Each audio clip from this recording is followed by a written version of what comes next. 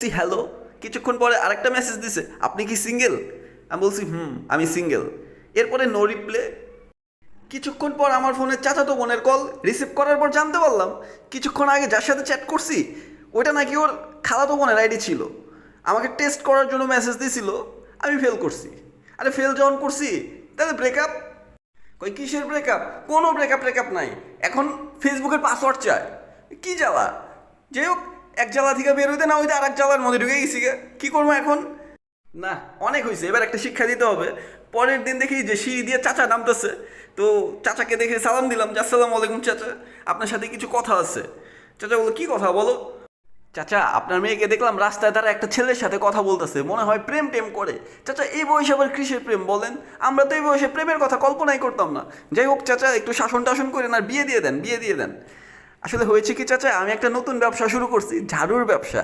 তাই সবাইকে